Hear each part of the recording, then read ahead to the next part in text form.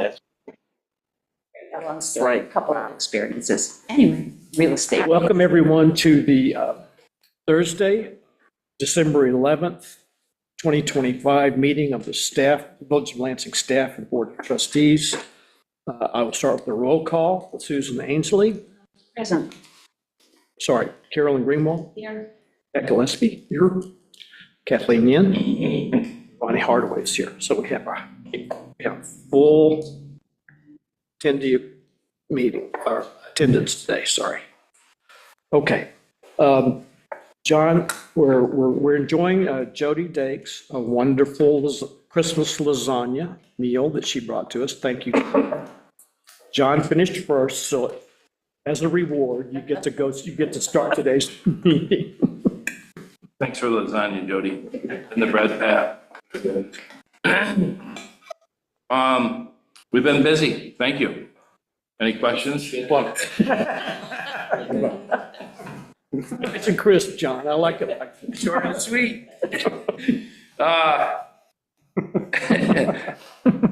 Still working on easement for Clepax on the trail easement. I sent another reminder out to, I noticed when I went through the bills, I looked through the Hancock, Estabrook in place and didn't see anything in there on easement. So I sent another email out today.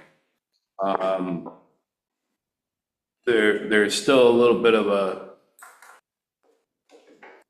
resident on a particular road doesn't feel that he can connect to the sewer because he has a barrier of another person's property in between his land that's on one Sundowns. So Sundowns owns that little road that goes up through, and his property, he's got a little pie piece of property on the other side of it.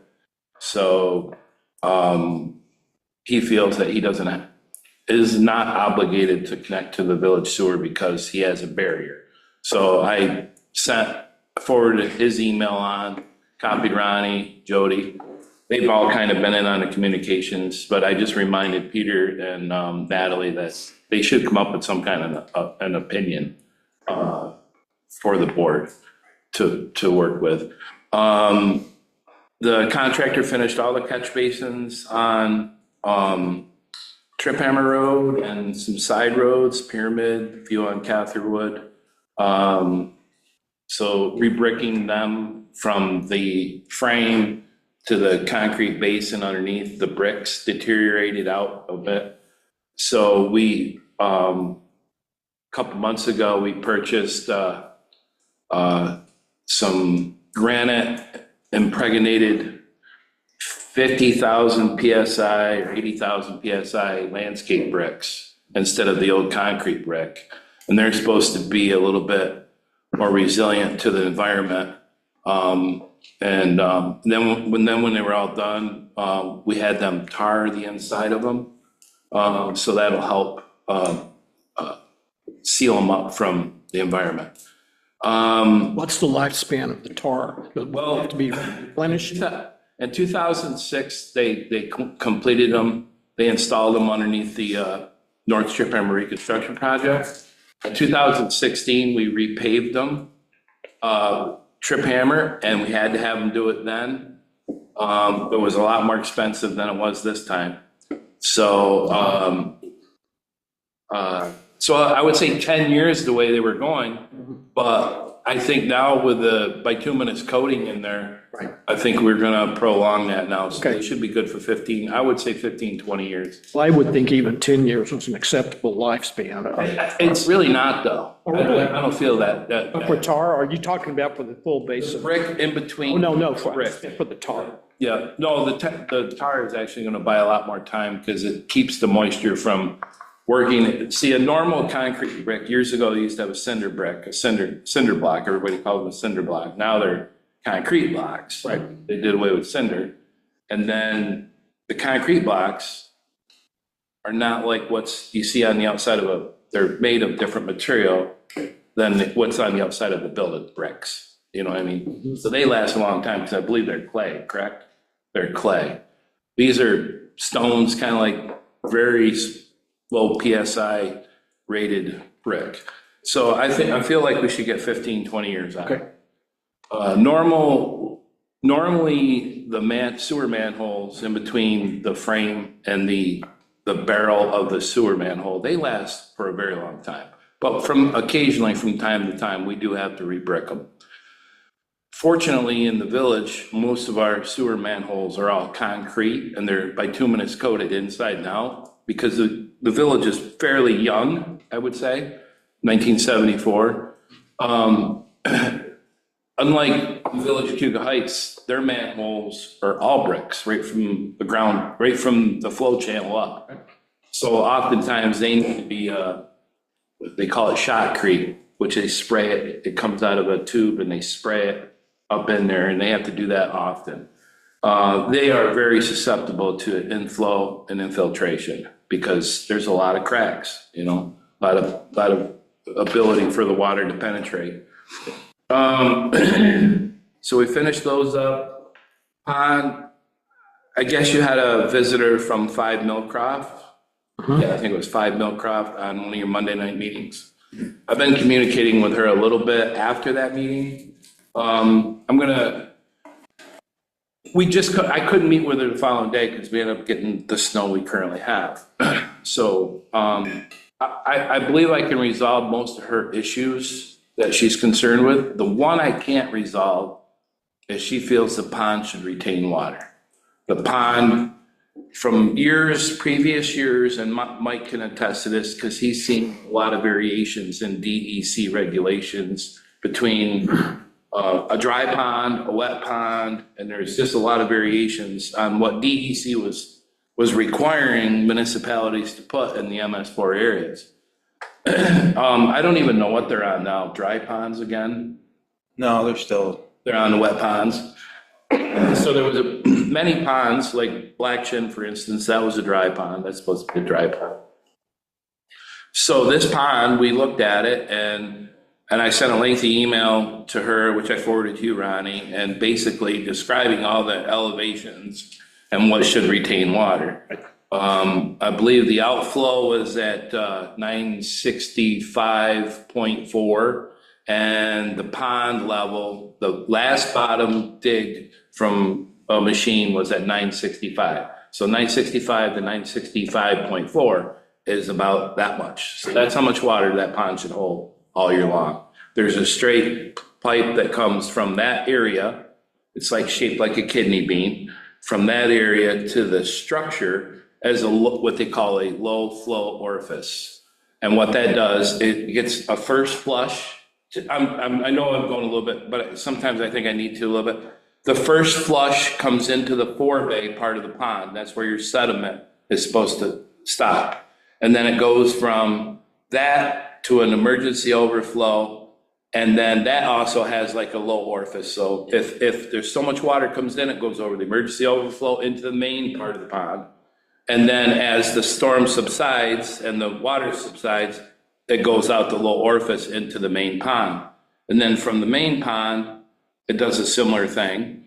It fills up, and then the low 4-inch line. I mean, we're feeding this with big trunks of pipes, the low flow orifice takes the pond out, readying itself for the next storm. So what happens is there is what they call an aquatic bench that retains cattails. And some ponds have it, some ponds don't. This particular pond doesn't really show an aquatic bench, but it had it because somebody plugged it off. It wasn't the village, it wasn't the contractor. Somebody made a makeshift plug on it and plugged the low flow orifice. Okay. If the village or a contractor would have plugged it off, we would have plugged it off inside the structure. Right. We would have lifted the frame up and went down there and plugged it inside the structure. That way, if we needed to do maintenance on it, if it's intended to retain water, we would have plugged it inside the structure. That way, we could have easily went in the structure, pulled the plug, and we could have drained the pond for maintenance. Right. Somebody put the plug out in the pond, which made the pond fill up. And upon the inspections in 2020, it was noted that the low flow orifice was plugged. So we thought it was just plugged with debris and silt. Natural debris. And then, so one of our first scoops in there was, boom, plug, weird. What was Very- it composed of? It's very unique because there's no way, nobody sells it anymore. It was a chunk of round clay tile with two fern coes. One fern co is a rubber device that has hose clamps on it that connects two pipes together. We often use them in sewer situations. Right. So that one clamped around the low flow orifice and around that clay tile, and then around the clay tile was another fern coat to a plug with a cap in it.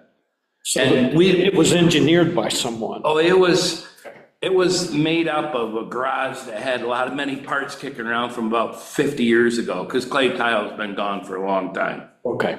Yeah, so anyway, we popped it out, the pond went down in 2 or 3 days. So that's the proper way it's functioning. And I proved this all in the original design from the original plat. Right. And she was pretty upset at first that it's going to become a mosquito thing, and I get it, but retention ponds typically are attracted to mosquitoes. There's nothing you can do about it. I think the reverse, the less water, the less mosquitoes, right? Wouldn't she be happy? Well, they say so more water creates convection. And then- Convection turns the water over and keeps it from being stagnant. So but it has to be, as we learned from, what's his name? Yeah, well, we learned from him that it has to be like 6 or 7 feet deep. Oh, okay. It has to be really deep in order for the sun to penetrate so far and not penetrate. And that creates convection, that flips the water over. And oftentimes, about twice a year, you see it, ponds and lakes look like pea soup. And this Is that water pond working? would never get to that depth, correct? No. Yeah. If it Even if did- it was plugged. If it did, what happens is the containment area, what they call freeboard. Freeboard is from the top of the water to spilling out. Right. If it did, the capacity of the retention would be reduced significantly. Just stop quitting the function of the pipe. Sure. For lack of better words. The function of the pond. Okay. So anyway, I'll work with her, what we plan on doing. So she's worried about little pockets because when you're dredging this pond, you're doing it blind, because you're going in water with a bucket and you can't see your depth, so you can't grade, not like a ditch. Yeah. So once in a while, you may overdig an area, you'll have a little pocket of water. So we'll monitor that in the spring, and we'll go out and we'll grade it up and throw some seed down, and the pond is done. I believe we made some great improvements to that pond because it never really had an overflow protection area. Okay. So we created one. That was in the recommendation from Dondi and the stormwater inspections. Yeah, it was John Dunkel. John Dunkel, yeah, very clever guy. Yeah, we had, if you remember, we had, last year, year before, 2 years ago. we had a class here and we went out to see our, not all, two of our storm. Yeah, and that was one of them that was on the list. And he gave us a lot of input. Okay. You guys did a great job with it. Yeah. So Thank you. So, that leads to another question. Do we ever mitigate mosquito proliferation in our retention ponds? If the mosquito. no, because you're putting chemicals in there. Okay. And I was that curious. kind of, a pond is supposed to have its natural habitat, Okay. right? So if you put a chemical in there, let's say a herbicide and a It pesticide, goes into the lake. it kind of, well, not only does it go in the lake, it creates the opposite effect of natural. Right. It's kind of like a septic tank. Okay. It has little microbials that go in there and digest things. That's enough of this. I was just curious. Yeah. Okay. I haven't heard it, so just wanted to be sure. So I'm not gonna keep you too long, because we've been in here since early morning, and then the quicker we can get out of here, the better off. But, we put speed signs up for, Oh, really? I gotta go check it yeah, out. Thank you. for, Lorraine. Oh, wait, for Lorraine. No, you mean the Chevron signs for that? No, we guy. did not do that yet. Oh. We have them all constructed, we have them pre-built, because it's complexity. It's Okay. like a triangulation, because we want to protect it from both directions. Okay. And so, and then we got it, we put what's that? Detectors up on Bomax. Bomax up at East Point. Oh, for that Lorraine. Gotcha. Okay. And, so we'll get the signs up. We have an active dig request ticket in for that, Okay, thanks. which has cleared, what, Monday it was? And it's just, we've been busy. And we poured a bunch of sidewalk, but we didn't get to the sidewalk that, remember we reported last month, we're gonna pour some sidewalk? We did, we fixed a lot of the truncated domes at the handicap entrances of Graham Road. We repoured a section by McDonald's, we repoured a section by Hugo Blue.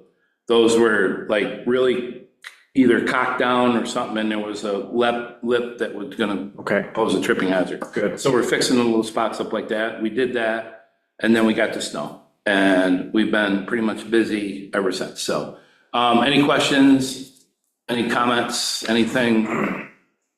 I will get to the ditching and I will get the signs done. I have a question totally unrelated to any of that stuff. Okay. When you are walking around near the malls and you push like at the main corner and you push the button, is it supposed to go wait or does it not make any noise? Doesn't make any noise. Okay.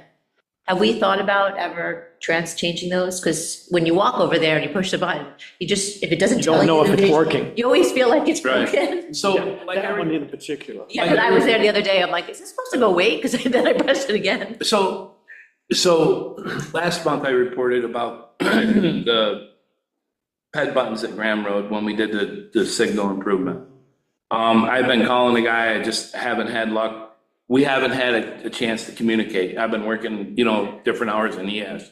So normally the buttons we use gives you a response. It doesn't say wait, it just says beep. Yeah. It just gives a beep. I think it's And not.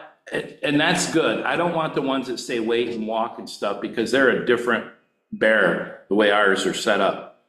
I feel like if you're at the old Friendlies and you push that button to go across the mall, that one didn't seem like it was giving me any kind of response. That's right. I'm not 100% sure. That's right. That's why I like the ones that we have on our signals, that's a state DOT signal. Oh, okay. So the one at Savannah Park, each side of the bridge, Pyramid Drive at that one you're talking about, and then Pyramid Drive at Tops. Those signals are owned and operated by New York State DOT. Okay. You want to request that they put some kind of a feedback They signal? won't, they won't, they listen? wouldn't do anything. They basically have a certain stock of things. So, but we can tell. All we have to do is push it, and we can tell. These guys know what, we all know. Well, I think it worked. I made it across the street. It just was, Yeah. it's just one of those things when you're there, you feel like it's Right. not working. Yeah, no, Okay. I agree with The that. timing on that light is long.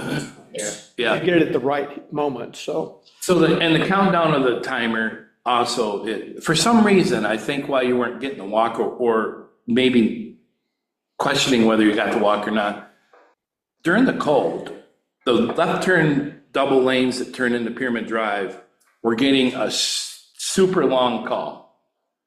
So long that was queuing the traffic up that were going southbound in front of Hugo Blue. Could it be because it's Christmas and we used to have a mall where a lot of people went and they've never changed the timing on it? No, they changed the timing recently because they put the no turn on red on the on the off ramp, so they changed all the timing. So something has interrupted it. So what happened was when the cold hits, it affects the loops that are in the road and gives that left turn, both of them left turn lanes into Pyramid Drive an extended time. So it knows when there's 2 or 3 cars there, but when those 3 cars go, if one comes about 5 seconds after that, when it's getting to decide whether to turn yellow, the car that's coming 5 to 10 seconds after that will get what they call give it an extended time. Once he goes over that loop, it'll give it an extended 5 or 10 seconds, whatever it's set up for.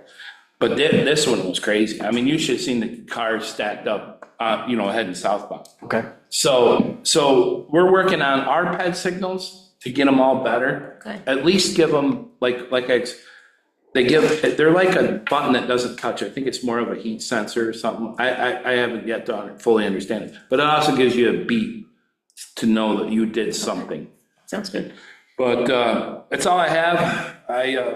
I run over my time. Can I ask one more question just about the vouchers? The last payment there, I saw for paving for Dart. Graham. How- Yep. Was it Graham? I thought it was Dart. Graham. Yep. Dark Graham.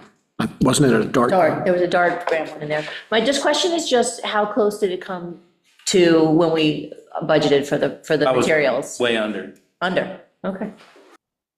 That's my only question. It was Graham. Okay. Anything else? You That will work. answered mine too.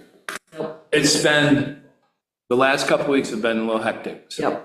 So no update on the soils policy, is that what you were saying? That's what I was just. Yeah. I mean, she's come up with one and I read it, and I don't know if you had time to read it.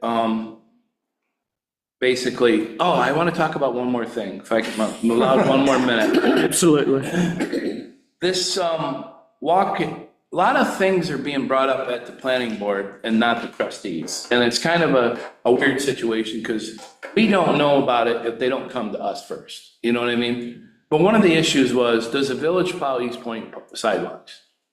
That's what, East Point sidewalk in front of it. It is in the village right away.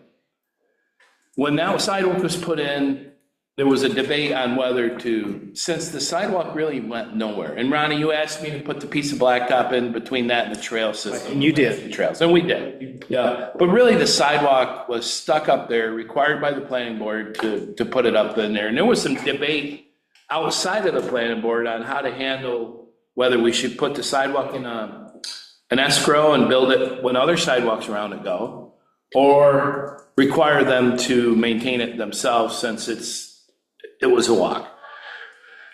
They have been doing it for the last couple of years and there's been no issue. But they do it, they must have a certain inch requirement for their parking lot. So if it's like maybe an inch or less, they don't plow anything, they just go and salt. So they've been doing it almost all the time, but this last time with an inch on it, which was Monday before the planning board meeting, and it didn't get done. So I don't, Lorraine posed the question that why doesn't the village do it? Well, it's way out of our way. I mean, it was a planning board required sidewalk, way out of our way. Right. I mean, I talked to the guys and Nick doesn't have a problem doing it, but he has the deadhead up there because we don't do the trails that are in Lansing Trails too, the little trails that are set back outside of the right of way. We don't do those. So basically we're driving up there off the end of Ivar's Way, but that's not the legal name of the road, but it's there on the end of Janivar in Norway. Right. So that's his last day. He turns around there and he goes back down, and then he comes down Wakefield Churchill, and then he comes back up the Topka, turns around at Janivar and goes back down and does the rest of the walks. Sometimes he can do the walks in an hour and a half. Sometimes it takes him 5. You know, it's all relative, right, to the amount of snow. I mean, to remind everybody, 99.9% of municipalities do not clear the sidewalks. Owner's responsibility for both time reasons, but also liability. Right. And if I can speak to that, early days, I think I recall East Point staff maintained. And they still do. Yeah. But Not on a regular basis. it depends on, over those past, almost 6 years, different contractors. Yes. So it's whatever agreement that Parkview Realty has with the contractor. So then there's been so much turnover, it may be that it just doesn't get done. I do think this is a problem, because if we set an expectation in the village that the village clears, and then we're like, well, but they just do their own, but there's nothing like formalized about that, and it does or I does look not get back cleared to as see, well. I remember something about them required to do it or something. And I looked back in emails and I couldn't find anything in emails, and I didn't have time to really go through the plan board or the minutes. And I agree with you. But, you know, we got to be careful about how we require sidewalks. Like Lansing Meadows, for instance, gives us a path across the back of Chow, which connects to the sidewalk at the YMCA. That makes sense. We could add that little jab to our thing. It's not a problem.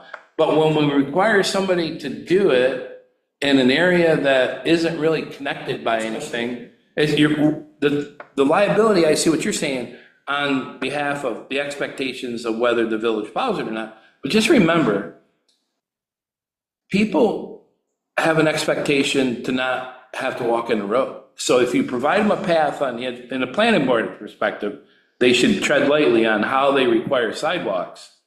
Because if people have a path to walk, they'll walk it.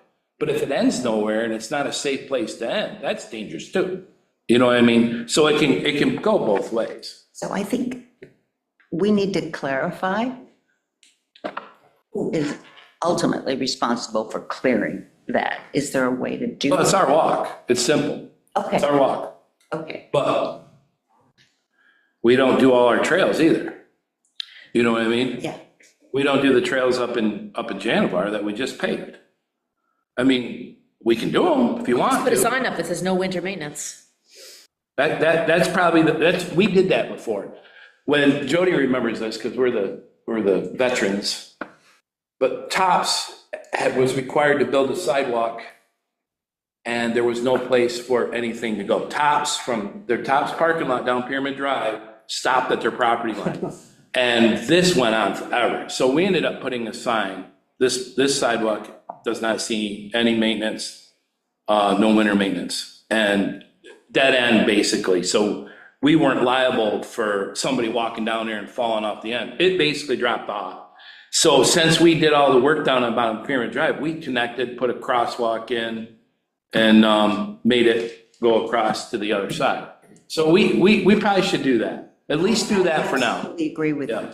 you. Because Lorraine has spoken about this issue for a long time with regard to the traffic calming and all of that. But I don't, what do you agree with? I'm confused. We need to put no winter maintenance. At the East Point. Yes. Or maybe beginning. Maybe even on the trails that we don't do. Yeah. Then to Carolyn's point, there's no expectation that it will be plowed, even if it were plowed. Yeah, I mean, you watch the weather patterns. right. I mean, it would be clear. I think we should talk to Natalie about this, because it's a big issue. It's a reason most municipalities don't maintain the sidewalks. Hugo Heights' attorney has grilled in their head not to salt the sidewalks. Yeah. We've had a person, Marty's mom, do you remember, fell on the sidewalk out here, and ever since then, we've been salting sidewalks. You know, if you're gonna clear them, If you're gonna clear them, you have it to. kind of comes in that play of like, well, we've salted the sidewalks how many times? Several times this year. More I mean, times 'cause than we've been- plowed this year. Yeah, more times than he's plowed this year. It's in the village's best. I'll take interest care of to it not with that. clear. On the one hand, liability wise, it's in the village's best interest to provide no winter maintenance for any of our sidewalks. On the other hand, it's a municipal service that makes our village more attractive, and we have to weigh those factors. But you also have to weigh the responsibility of the people using the trails. If they don't feel that it's safe, don't walk on, or walk on the road is what Lorraine does. I mean, it can get slick in a heartbeat. And especially with Bomax being out of your way, there's an extra cost involved, so. Legally, though, they're seeing that we've cleared the sidewalk, and that would not translate into their responsibility to determine whether or not it's slick. It would be our responsibility to provide a non-slick surface if we were to clear. So we put the sign up, or we just, I agree. We need to temporarily put up a sign. So let's get a sign and put it we up. have signs. I want to reach out to Natalie and Peter. I'm going to reach out Sure. to Peter first. I'll do that. And then if I don't get the answer that I think is questionable, then I'll reach out to NICOM or something. I suspect that they're gonna advise you to not clear sidewalks, full stop, which is a different question than you're answering, but I suspect that would be their legal advice. Oh, absolutely. The other thing. That's why they don't do it. The other thing we need to do, John, and you started that, is go through the documentation for that sidewalk and determine if East Point is supposed to clear it and have evidence of that, because if someone falls, we're going to need it fast. I remember something planning board wise, we're going to have to pull the permit. That's, We'll have to pull a permit on that. And because my concern is, I love sidewalks, love pedestrian movement. It's great. If they're off the road, they're out of our way. Think about it. Bittersweet. Bittersweet, meaning we have to maintain something, but at least it keeps them sweet that they're out of our way. And we don't have to get in the paper about somebody fatality like Dryden just had recently, you know? So I'll look into it, but I do believe there was something, but we got to be careful either when we make a development, put a sidewalk in, that either they maintain it until to a point that when the village connects to it, then the village will accept the maintenance part of it. So a question within that consideration from whatever board is it an isolated sidewalk that we will not be able to maintain? And then whose responsibility is it? Right. At some point, we might extend that sidewalk up to Warren. Absolutely. As a village, at that point, we might have the ability to do the whole thing. So we went, Not now. we went out yesterday. The trails at Thornwood, I don't know if anybody's seen it. I know I'm going way too far, but the trails at Thornwood are on like an 8% slope. Has anybody ever been up and looked at those sidewalks up there? They're 8-10% cross slope, so they're not even legal. I'm concerned about Lansing Trails 2 being the same way, and they never dedicated them to the village. So there's a bunch of trails that go through Lansing Trails. Yes. That are not dedicated to the village, that are belong to the homeowners association. I've been asked to mow them several times. You know, and we don't mow them, we don't do it. So basically, we have no connection up there now. Right. If we get the connection in the back, it might make sense to do what we do. Yes. You know what I mean? How we're coming through Cleepax or something like that. Yeah, something like That that. might make sense, but if it does ultimately connect there. Something might change. Yeah, I've gone way too long. Should we put this topic on our joint meeting? Because That'd be a we should good have a discussion. conversation with the planning board. I just think Mike needs to plant the seed. Mike and I need to plant the seed with the planning board on how they're requiring them developments to do it. And if we need to change the law on the maintenance part of it in the code, right? Well, the sidewalk law allows for either the planning board to require sidewalk to go in or an escrow to be put in later. It may be a matter of kind of reemphasizing to the planning board that if it's not going to anywhere, like, hey, let's do an escrow and let's wait for some other ones to connect, so it's not in the way. Escrows are tough because somebody's investing a lot of money for a long time. Yes. Okay, nobody wants to do that, especially some developments that we've seen transfer hands in the last few years. Solomon Brothers sold some stuff off, the Colbert Brothers sold some stuff off. If they have that escrow, they're gonna want that escrow back. Somebody else has to fund it. Escrows are tough, you know what I mean? That's why I said, I personally, Mike, would rather see the sidewalk go in and get maintained by the developer until such time we connect, or something to that effect. That's what I would rather see, because things never get done. We've seen escrows come and go, transfers, trustees transfer, planning boards leave, money sits in escrow, forget it's there. So I think the continuity on this whole thing is to just put the walk in and make them required to maintain it by having an agreement, license agreement with the village, and naming the village insured, additional insured. So they're putting insurance on it, just like they would the signs that we have not got the agreement with yet. The signs that they have for the second entrance at East Point. So that's the way I feel, and I'm gonna run that by Natalie, and I'm gonna talk to them about that. I feel like that's the direction to go. Okay. Escrows, to escrow it, they always ask me to come up with An estimate. an estimate, and my estimates are 40% larger than anybody else's for the reason that we have, if they don't do it, we have to do it, we have to pay prevailing wage. Prevailing wage is $50-$60 an hour for labor. Yes. Where a normal guy might pay them only 25, you know what I mean? So, and there's a supplemental on top of that. So that's where I'm leaving it. I mean, I know it took too long, Jody. He's saying to me, can we get out of this meeting real quick? No, but I think it's an important issue. Yeah. Yeah. And at this time of year, it's. And because it's always been a question. Yeah. I'll take care of it. We'll take care of it.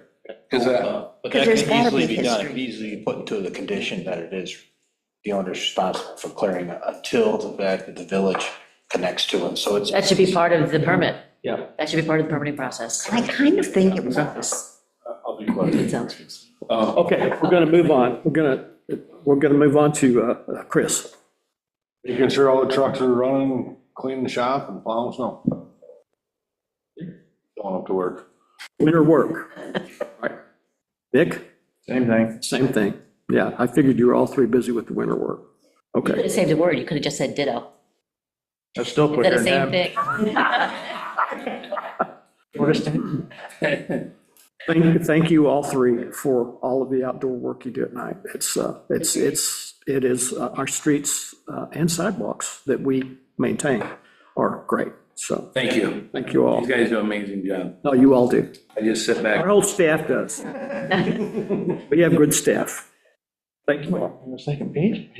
You guys are appreciated, all of the work you do. I hope you all know that. Okay, so moving on, Mike? I've got bullet points, a lot of one-hit wonders. As expected, this time of year, building permits are down. Just to give you an idea of where we're at, last, in 2023, 2024, there were 94 and 95 building permits respectively for those years. At this point, we're at 84. So we're a little bit down. Then most of the stuff that comes in now will be a lot of mini splits being put in, upgrading, heat upgrading. Been a couple of roof permits put in there, God bless them. But there's nothing that's any real new house. The planning board just approved, Scott Carter wanted to build a new house on Rockcrest. Other than that, I really don't have much. Everything else was kind of standstill. So I've been upgrading and verifying occupied areas for fire inspections, just to make sure that Brian's list is complete or updated. There are a lot of places that end up changing occupancies and out of the blue, and we don't even know how they got in there. I'm trying to come up with a system now to try to keep that from happening anymore. I have also been part of the stormwater DEC recommendations and requirements, is to inventory all the post-construction facilities that are within the village, which I've got them all down. It's just a matter of pulling together what year they were finished, and whether they have a post-construction maintenance agreement with the village. Some of them don't, some of them date too far back for that, but I've got to compile all that. That's going to be due by the middle of next year. But I'm on track to have that finished. I did finish my in-service training. As I had said before, that it was 3 days of training, and they went through the new code as far as the big changes in each section of the uniform code. Some of the highlights, as you know, there's a pause on the fossil fuel ban until the court decides the legal process after that. Some of the other highlights, with the energy code, it's gotten, just my opinion, it's gotten way out there crazy. There's a certain amount of wattage that you're allowed in a residential home, and that all has to be calculated by the engineer or the architect. Same way with exterior wattage. Well, my first thought was, hey, I'm going to have to calculate this, but no. The architect, I'm going to have them do all the work, and then I'll just verify. One of the good things that's happened is Tompkins County has gone from zone 6 to zone 5, which means they feel we don't get as cold as we used to get. So that kind of brings down the required insulation in new homes, and it kind of counters the natural increase that they would do for this code round. So we're kind of where we were before. One of the items that they are not going to require anymore is heat recovery systems. What that was is the houses are so tight that you need to bring in outside air, and basically there's an exchange. You take the outside air with the inside air, it mixes together and kind of warms your air up coming inside. Those are no longer being required to be in zone 5. So that takes some of the burden off of builders. Those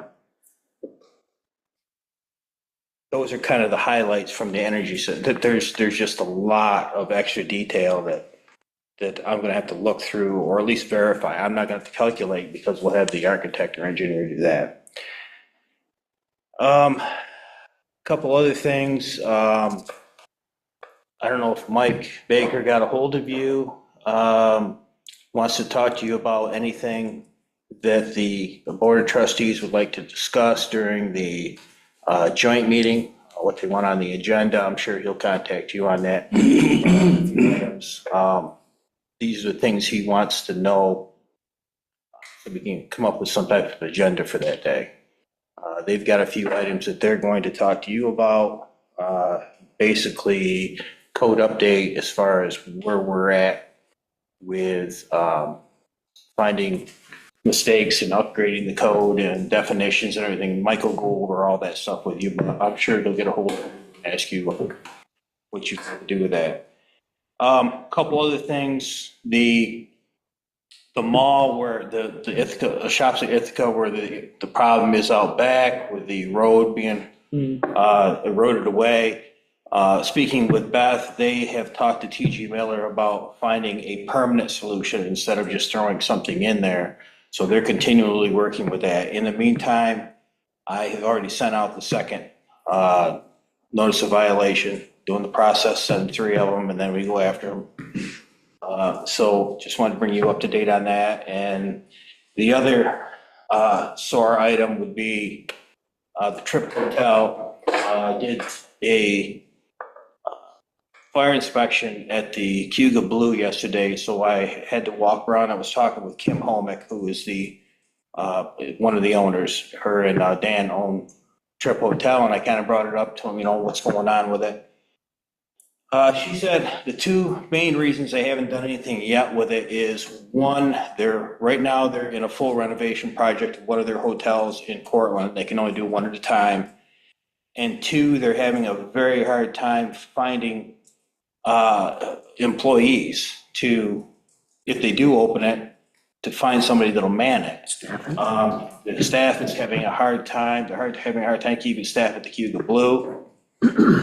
So it would be very difficult to keep staff over there. So take that as whatever, however you want to take it. My last item is, I had said this at the planning board, and I touched a little bit with Ronnie, is Brent Cross is retiring from Cuga Heights as a code officer. He's staying on for about 2 years to possibly help them a little bit, and he's going to do some of his own personal, because he's an engineer, he's going to work a little freelance for himself. And he asked me, he said he would really like to stick with the Village of Lansing as far as doing some of our engineering work. Like he's worked with me a lot with stormwater. He's worked with the planning board for advice there, and he would like to stay on if it's possible. I'm all for it. I know no one's asked my opinion, but I'm all for it. I work very well with Brent. He has helped me immensely since I've been here. So if anybody wants my opinion. Would Brent still be attending, in that case, would Brent still be attending our planning board meetings I would like him to, yes. as part of that agreement? Okay. He Just doesn't. because he doesn't work at the Village Cuga Heights doesn't mean he can't continue his job here. That was, It has no relationship at all. as long as he's a licensed engineer. Yeah. Okay. I would like to use them to update the sewer law, because in your group of 6, they went to the Ithaca area wastewater treatment facility, and we're required to update our sewer laws to match theirs. So why not use him? Yeah, he would already have knowledge of both. Probably has the templates. Yeah, he probably does. So, No, I don't have, His budget item line is a lot higher than what we use in form. actually spent. That was my one question from the invoices. So when Brent does a SWIP for a specific project, and the bill is, let's say, $200, does that get billed to the builder? Does that get billed to The village just pays that, I believe he reviews it and we pay for it, correct? and we don't get reimbursed by the project in any way? Sometimes it comes out of the escrows that have set an escrow up. And escrow set Depending up on in the years. project, depending on. Right, depending on the project, like the beers we're gonna have to. put That's one the up. one I was thinking about, was the beers. If you have like a large cluster subdivision or a PDA or something like that, they have to put up an escrow for this type of work. So ultimately, the builders pay. They're reimbursing us. The larger projects. For Brent's We time. have like a simple SWIP, or we have for example, if anything happens, any building here on Trip Hammer, he's going to have to look through that as per need for the planning board. So it'll probably be paid for by the planning board at that point. Gotcha, thank you. But he is very reasonable. 60 I bucks was an hour. just wondering. Yeah, $60 an hour, He right? hasn't raised his rates in I know. a very, very long time. He's pretty knowledgeable. I guess the thing we might do, although I'm not sure, Jody, you can let us know, is once he actually retires and leaves Village of Cayuga Heights, we can reconfirm his appointment as the engineer as an individual, I guess by resolution. Would that be required or just? It's no different. What he's doing here has nothing to do with Village of Heights. Right. It's just nice because he knows what's going on Okay, over there all right. also. So there's nothing we have to So, do. yeah. That's good to know. No. That was my next question. Okay, Yeah, I think it's a good idea. He's looking to stick around for another 2 or 3 years, so. Yeah, we'll just negotiate with him to give us time to find someone before he leaves so he can transfer all of his brainiac knowledge of our village. So, yeah, well, we can work that out down the road. That's all I have. Is there, anybody have any questions for me? Thank you. No. You didn't stick up your end of the bargain. You said, I've been busy. Thank you. Any questions? That was the deal. No backdoor deals before you come to the meeting. Okay. You're here to tell us what you do, not to gloss over it. Okay, Jody. I've been contacted by Progressive already to start working on they're our energy provider, to do renewal. She's actually going to have numbers for me on Monday, which we'll put that on the agenda. I'm like, why are we doing it so early? Because it's not till October. Yeah. It has to do with the best time to get the rates locked in. So that'll be on the agenda for Monday. And does anybody have anything else for the agenda on Monday? I don't. I was gonna maybe ask about conversations about the advisory committee again with Natalie there, possibly. Business advisory? The commercial advisory. Yeah, because, well, Ronnie had raised the issue when he looked at the comp plan, is to make sure that what we're talking about in the comp plan coincides with what I had put in that shorter piece of paper. I wanted to ask everybody some detailed, your opinions on that, and I thought maybe it'd be Give better. that to Natalie, because you were going to do something to that and give it to Natalie, and she's going to review. She wrote it, yeah, what she wrote. So you have something back from her? Yeah, she just did it right there and then in the meeting, she just handed it to me, she wrote it in. Be sure to send it to us. Yeah. Yeah, that's fine. Yeah, So that's- I think it's a good discussion. For Monday, I don't think I have anything, unless we come up with something else during our discussion today. I don't think I have anything else for the meeting. So maybe just additional topics for the joint meeting. Brainstorming, she means. Yeah, I was trying to think of the word and you came up with for it. Thank you. The brainstorming a joint meeting with planning board. And the commercial activity, just the commercial advisory, going back to that, the goals in the proposed update are broad and good to incorporate. I want to send everybody what we had written in the comp plan and then what we have in that document and just hear all your thoughts, while Natalie's here. Yeah. So we'll talk about that on Monday, if that's okay. Natalie's just coming off a trial. Okay. So I think she's working through her inbox at the moment. I've got several requests in. But she might not be able to get to it. There's nothing for her to get to. We just Just we will she discuss. already it gave me once what we she see. means, Okay. yeah. So, If you're expecting something for her, I'll send it out to everyone. maybe, maybe not. Okay. So I emailed everyone the November financial statements, if they have any questions about them. We've just been working on getting a lot of information for our auditors. I'll be out of town January 8th through the 15th, so I'm gonna miss the joint meeting. I may be able to zoom in, but I'm not sure. And then that Thursday meeting, weather permitting, I'll be here, but I may not. So, and then there's no meeting on January 19th because that's Luther King Day. Ronnie, have you heard anything about an official sewer agreement with the town regarding increasing our fees and sewer connection fees? No, not that exactly. What I was going to mention today is, and I'll just do that now. We received an update from the town that we gave them our copy of the intermunicipal wastewater treatment, transportation and treatment agreement in February. And at the end of October, we got their review and revisions in a red line Word document. I've reviewed it for problems and issues, and I've also referred it to Natalie for some comments. And that's one of the things that I have in her inbox. They reworded a lot of that document. Some of it is good. It condenses, it makes it more concise. I'm just not sure it covers everything we want exactly. One thing they do want to do that I totally disagree with is to have their flow, that there were two mistakes in there. They said that their daily flow amount was 66,000 gallons per day. That's twice what our agreement with them said, because it was 33,500 gallons per day maximum through the line coming into the village. They also said that they want that flow meter at that junction to be the mechanism used to determine what their billing rate is.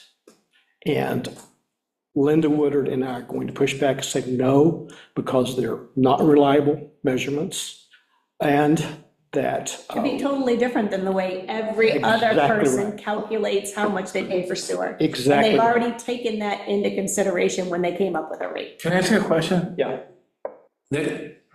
A sewer agreement? I have. right. Can I get this? Cherry and Warren Road, there's an agreement.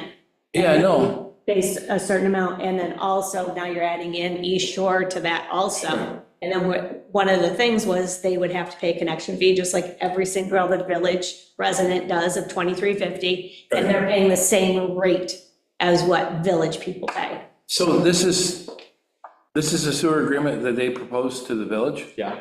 Can I have a copy of it?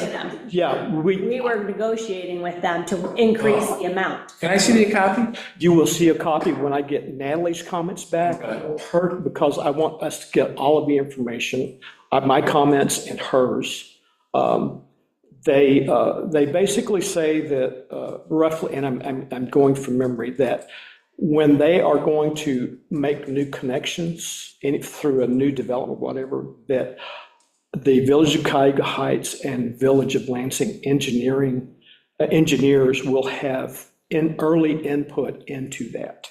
And I think that will cover having you and Brent look at.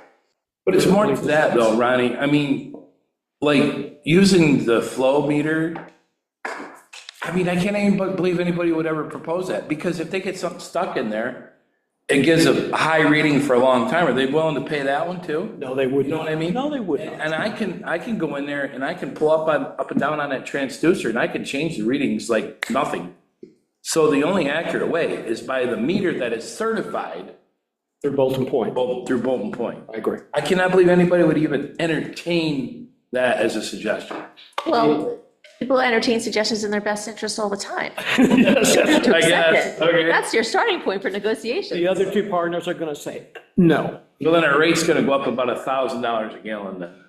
And That's the only way. here's another, this is another comment that we can only charge what is legal in the state. So I could not find from Natalie, we had asked her early on, was there a problem with us charging $23.50 for connections?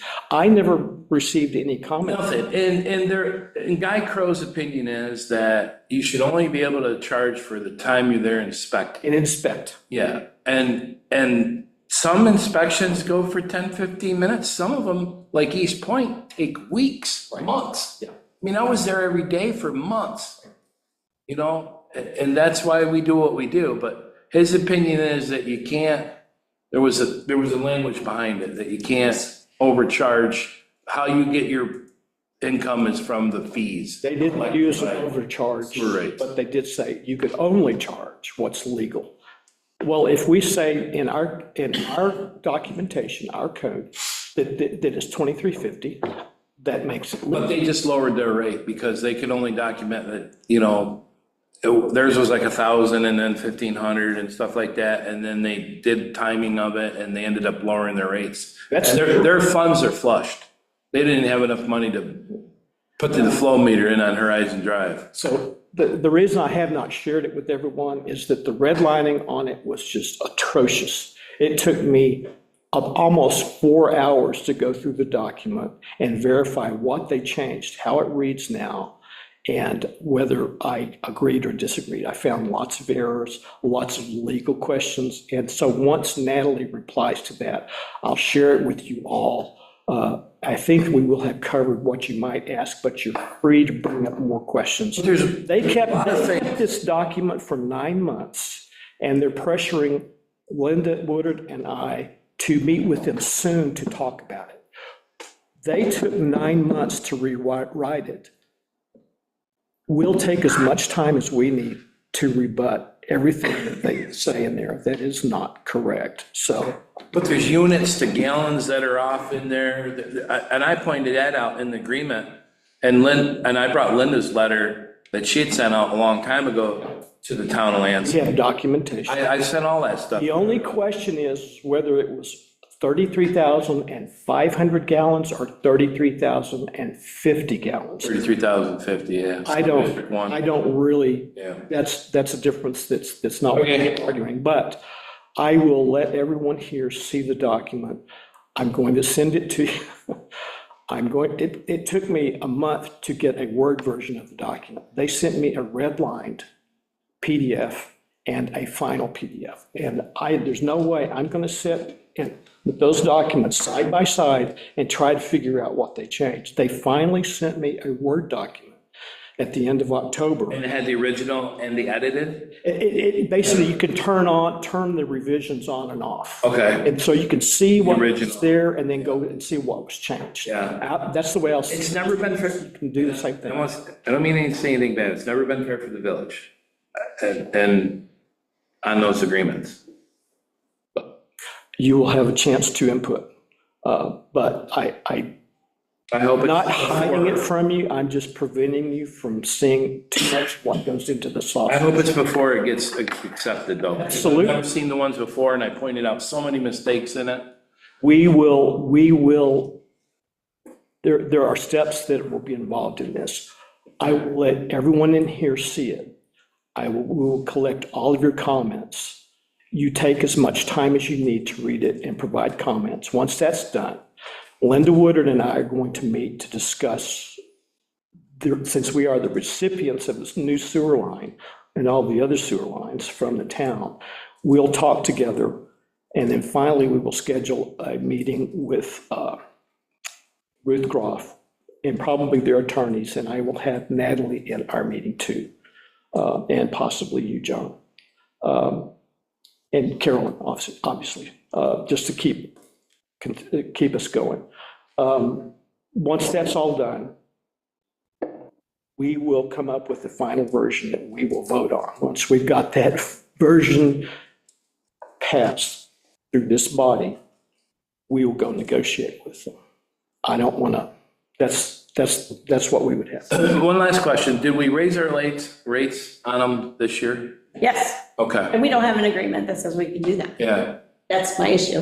And then what if a new house goes in? You don't have anything that says you have to pay us $23.50. I believe the agreement's perpetual Until you change it. until it's changed. But it can be renegotiated after 5 years. That's the way the language reads in the agreement. It goes as long as until there's another agreement, but it can be changed every 5 years. And we changed it, and we elected to change it from a 2019 agreement to when we had the Zoom in 2024. That was the 5-year mark.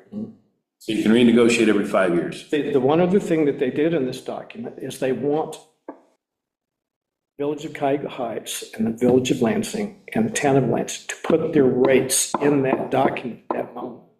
And I'm pushing back and saying, when you do that, every time those rates change, you have to go back and approve it. That's stupid. That's exactly why the agreement's the way it is, because it's 1.5 times this, and Right. it can be Definitely. negotiated. As the village. Yes, yeah. I agree with you So 100%. there are things in it that are You just. can put it in fixed with an escalator every year, about 5%, see how that goes over. Well, what I was thinking, well, if they won't if they're going to sue us or whatever for putting in 2350 connection fee, then there's going to be a very large sewer rate on town of Lansing. Well, that's what we talked about one time. If they don't want to give us the 2350, we'll just get the rates up there to where it makes Two sense. times or whatever, yeah, so I'm not withholding this from you to prevent you from seeing it, I just want you to see it after it's kind of gone through an internal review by myself and Natalie, and after that, you can have as much time as you need to review it, so. I'm just an average guy, Ronnie. There's one thing I'll say about our village, there's no one in our staff and on our boards who is average. Thanks. You're all, we have, Below average.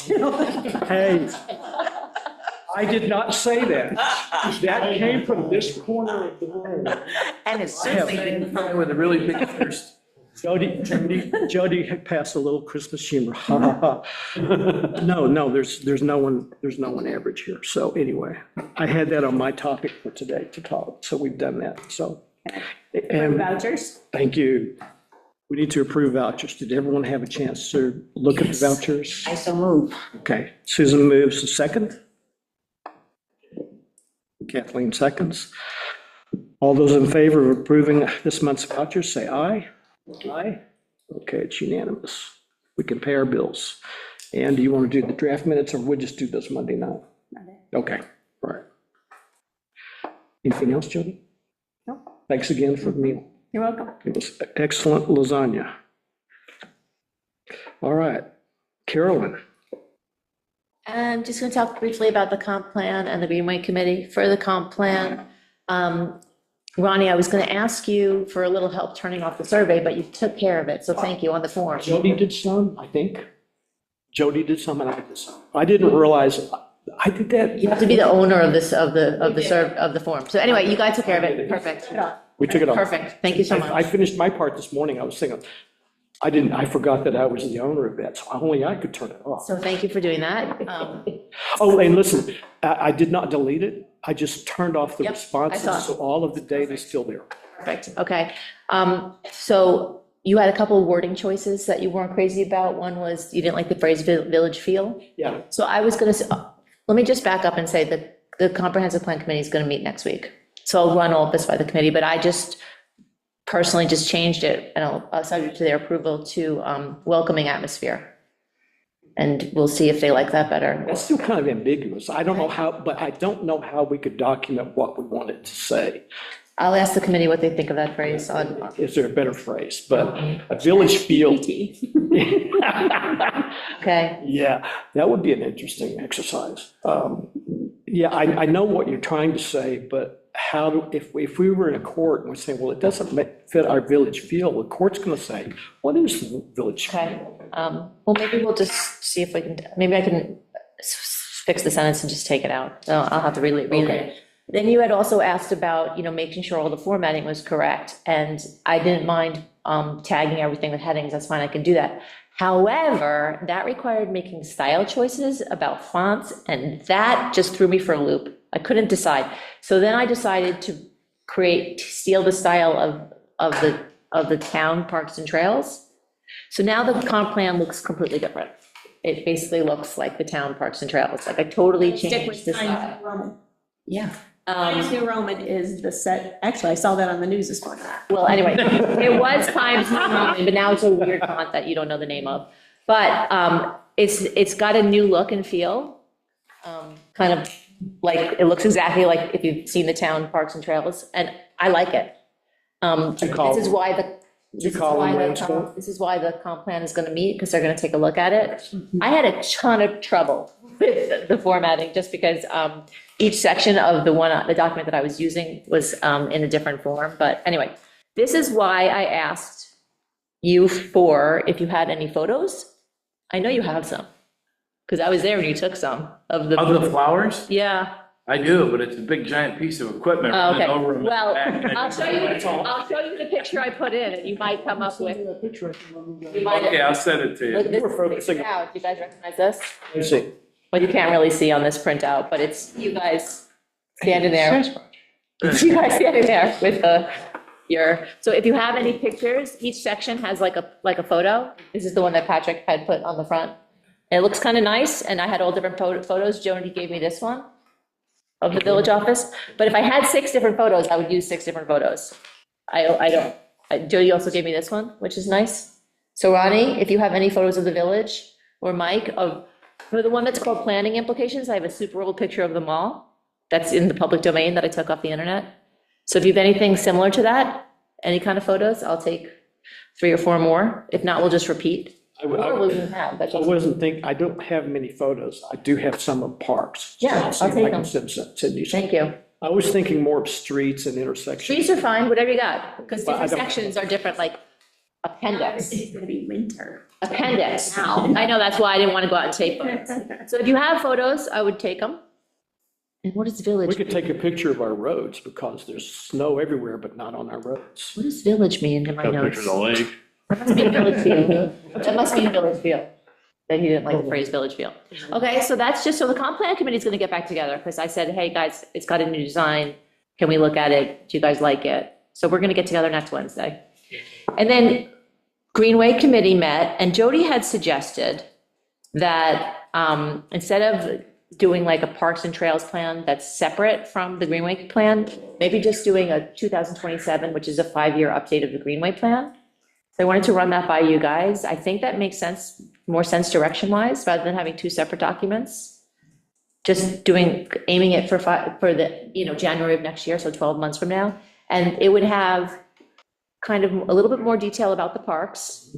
It would have like every park now, and like every park, what we are hoping to achieve for that park in the future. Future park. Yeah, this, not a future park, but this park's potential improvements. Okay. It would have a trails map that's got what we have now, and hopefully connections that we can do out to the greater community. And it would also have a sort of a beautification schedule of when we do certain things to beautify certain areas. So those are like Per the. park? No, for the village. Oh, just in Like, general. we have flower boxes here, we weed here, just like what we do and when. Right. So those would be, so I'm proposing, instead of doing a trails plan, a trails master plan, just doing a Greenway update 2027. I think that's, That makes sense. it follows Way what, more sense. Okay, it good. follows what the Greenway plan was going forward. So then I will change that in the comp plan too, because, And I do remember that being said, that they're contemplating an update of that plan. This would be the perfect opportunity. I just wanted to run those by you, see what everybody thought. I have a question for you. Great. I noticed in a Citizens Observer, Larry Beery's analog of the meeting, and he quoted me in there saying that I could build the town's trail for $43,000. Apparently he got that out of Monday's meeting. I just want to clarify that the 43,000 or whatever I put in the email I sent to you was to build our trail. Okay, I misspoke. That's my Okay. fault. I will, Okay. I'm going to correct the record. I'll talk to Larry. Okay, because I don't really care too much about the Citizens Observer, but I don't want the town to catch wind that I can build this $500,000 trail for $43,000. I was giving you what our trail cost. I was giving you this per square foot of what it took to build our trail. versus their per square foot of what their engineer, what's the engineer down here? Anyway, it doesn't matter. MJ? McFarland Johnson, yep, which was Eric's engineer. They did that for the town of Lansing. I had I think our per square foot was like, I don't know, $5 or $6 or something like that. Their per square foot was like, 13 something. yeah. But 13, with all the other, it was without, because they did the square foot of the dirt work, and that's not really how you figure the trail, because that's really minuscule. I figured it up, I think, without looking back in the email, I think their per square foot price is like 30 something. Okay. So I just. I'll talk to Larry.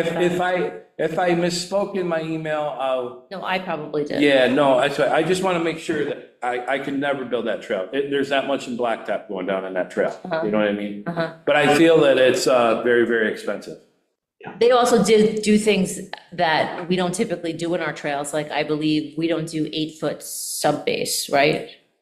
We do 8-foot sub base. Oh, we do? Yeah. Oh, okay. That trail was our trail was actually 6 inches wider than the trail they were proposing around the park. Or 8-inch sub base, sorry. 8-inch. We do 8-inch too. Yeah, we do. Yeah. Okay, all right. And then also the curbing, the concrete curbing. Yeah, I figured that in there. I mean, that was only in the parking areas. Yeah, Yeah.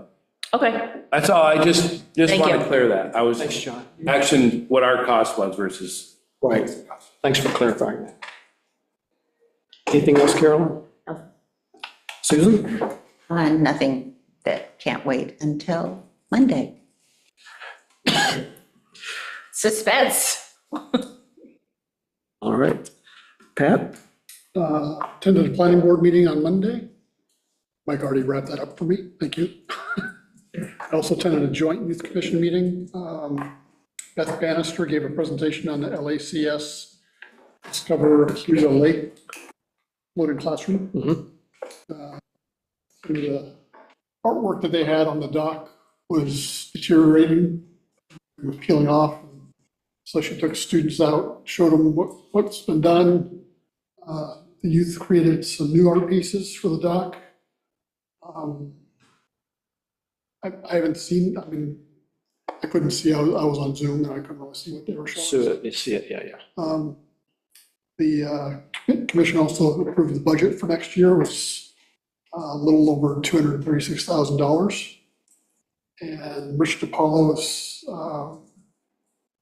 phasing out as chair of the commission.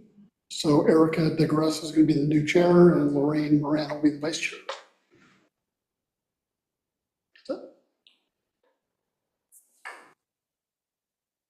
Kathleen? Not since the last meeting. The meetings are today and Monday. Next week. So I'll report. next time, okay. All right, thank you. Let me see if I've got any questions. We talked CAC, comprehensive plan, soil debris, vehicle use policy is in. So yeah, plan to have to Still in send order. it, hopefully I'm going to send it to that by Monday. Okay, good. But that'll be too soon for us really to discuss Monday night, so, okay, thank you. And I have a question, fund balance policy, our discussions, I could not determine, are we going to come up with an official fund balance policy, although we have practices we use? We talked about just having a basic fund balance and it would be part of the code. Okay, And then could also do up a more in-depth, like I have for how to do payroll, how to do water and sewer payments. This would have a more in procedural type thing. But that won't be part of the policy. That's just procedural. that's Right. that's the practice. But if we decide to have a policy, which we might want to, we have to make hard choices about whether or not we want it to be like percentage or fixed fit number, Right. Right. which is, it's not easy to decide, but we probably should. Yeah, Well, and we should at one least too, get we started. can do this as we're doing our budget. Yeah. Too, and you will see more how it works, I Works. think. Yeah, that's a good So I idea. think doing it during that time makes more sense. I agree. I was just going through the different policies that have been proposed, so that's great. And with the 2026-7 budget. Okay. Yeah, because the fund balance policy examples that I've seen are like 2 pages. It just describes what each fund balance is and how it's used, and then percentage or amount. I think you're gonna want different percentages for different funds. I agree, yeah. I think percentages is more flexible than, Yeah. than A range, dollars. a percentage range. Yeah, Makes the most sense. I agree. Okay, And then you'll have like, if you're outside that range, how are you gonna fix it next year? Right, that would be what the And that's policy it, says. yeah, that's what policy says, yeah.